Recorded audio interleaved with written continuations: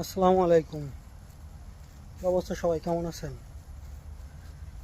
আজকে পাকিস্তান ইন্ডিয়ার ম্যাচ আর 2 ঘন্টা পরেই শুরু হবে। তো আমার কাছে যা মনে হয়, পাকিস্তান ইন্ডিয়া ম্যাচে যে ফ্যাক্ট, অভিষেক শর্মা, পাকিস্তান যদি অভিষেক শর্মারে আর্লি ফিরাতে পারে তাহলে অর্ধেক ম্যাচ বেরিয়ে যাবে। তো অভিষেক শর্মা কিন্তু দুর্দান্ত খেলে, 200 স্ট্রাইক রেটে ব্যাট করে, কোনো বলার ওর কাছে কিন্তু বেল পায় না, এটা আপনারা সবাই জানেন। তো আরেকজন আছে ইন্ডিয়ার মূল ব্যাটসম্যান, শুভমন গিল। ওপেনিংয়ে ইন্ডিয়ার বর্তমান যে পরিস্থিতি, যে খেলে ওরা টি-20, ওপেনিং ব্যাটসম্যানরা আউট করতে পারলে তাড়াতাড়ি ওরা আর বেশি রান করতে পারে না। সূর্যা কুমার যাদবের ওর কিন্তু নাই, ফর্ম নাই। দেন পান্ডিয়া মোটামুটি আছে। আর বলারে তো ইন্ডিয়া স্ট্রং আছে, পাকিস্তানও কম স্ট্রং না বোলিংয়ে। তবে ইন্ডিয়া সাইড একটু বেশি স্ট্রং, বুমরা আছে, কুলদীপ যাদব আছে, বরুণ চক্রবর্তী আছে। এই তিনটা বলার কিন্তু অল ক্লাস বলার।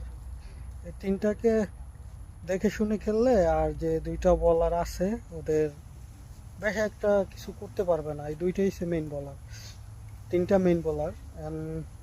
তবে ইন্ডিয়ার থেকে যে পাকিস্তান খুব পিছিয়ে আছে বোলিংয়ের ক্ষেত্রে তা কিন্তু না। যে হারিস শ্রফ কিন্তু খুব ভালো বল করে বর্তমানে। দেন শাহিন শাহ আফ্রিদি তো আছেই, আগে থেকেই ভালো বল করে। এবং স্পিনে নওয়াজ আছে, তারপর হচ্ছে সায়াম আছে, ওরাও খারাপ করে না, মোটামুটি ভালো বল করে।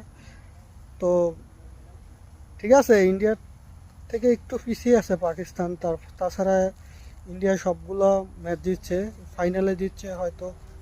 ওরা একটা ম্যাচও হারে নাই, এখনো নট আউট আছে সবগুলো ম্যাচে। তো দেখি কত ম্যাচ আর জিতবো ইন্ডিয়া। পাকিস্তানে তো একটা জেতার চান্স আছে নাকি? আজকে যদি পাকিস্তান ভালো খেলে ম্যাচ বের হইতে পারে, সম্ভাবনা আছে।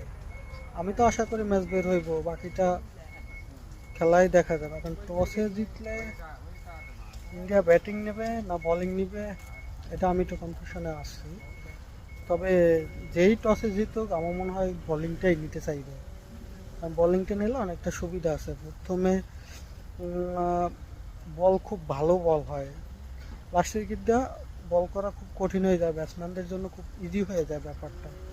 তবে কিন্তু বাংলাদেশের সাথে আপনি তুলনা করলে তো হবে না, কারণ বাংলাদেশ 135 রান করতে পারে না, এদিকে পাকিস্তান বা ইন্ডিয়া করতে পারবে না এমনটা না। ওরা কিন্তু সবাই অন্যরকম